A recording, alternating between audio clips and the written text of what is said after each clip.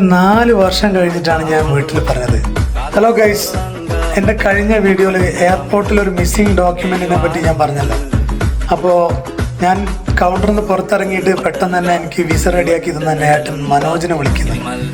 മനോജിനെ വിളിച്ചിട്ട് കാര്യങ്ങൾ പറഞ്ഞു. ഡോക്യുമെൻ്റ് ക്ലിയർ അല്ലാത്തതുകൊണ്ട് ഇവർ പോകാൻ പറ്റില്ല എന്നാണ് പറയുന്നത്. എന്താ ചെയ്യാൻ പറ്റുക?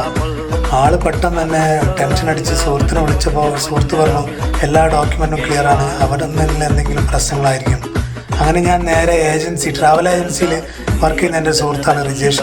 ആളെ വിളിച്ചിട്ട് പറഞ്ഞപ്പോൾ ആള് പറഞ്ഞു എല്ലാ ഡോക്യുമെൻറ്റ്സും ഞാൻ നോക്കിയിട്ടാണ് നിനക്ക് തന്നത്, എല്ലാം ക്ലിയറാണ്. അങ്ങനെ അവൻ ഇമെയിൽ ചെക്ക് ചെയ്തിട്ട് ആ ഡോക്യുമെൻറ്റ്സ് എടുക്കുന്നു.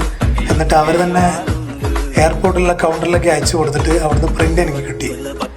അപ്പോൾ 1 മണിക്കൂർ മാത്രമേ ബാക്കി ഉണ്ടായിരുന്നുള്ളൂ ഈ ഫ്ലൈറ്റ് എടുക്കാൻ വേണ്ടിയിട്ട്.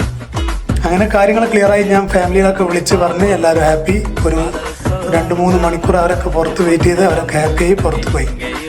അപ്പോൾ ഞാൻ മിസ് ചെയ്ത ഡോക്യുമെൻറ്റ് മോസ്റ്റ് ഇമ്പോർട്ടൻ്റ് ആയിട്ടുള്ള വിസ ഡോക്യുമെൻ്റ് ആയിരുന്നു. ഇതിൽ കോമഡി എന്താണെന്ന് വെച്ചാൽ എന്തുകൊണ്ടാണ് എയർപോർട്ടിൽ സ്റ്റക്ക് ആയതെന്ന് വീട്ടുകാർക്ക് അറിയില്ലായിരുന്നു. ഇതൊരു 4 വർഷം കഴിഞ്ഞിട്ടാണ് ഞാൻ വീട്ടിൽ പറഞ്ഞത്. എൻ്റെ ഏട്ടന് ഇപ്പോഴും ഇതറിയുമെന്ന് തന്നെ എനിക്ക് അറിയില്ല. എനിക്ക് തോന്നുന്നില്ല ആൾക്ക് അറിയുന്നത്. Anyway, I learned my first lesson right there at the airport.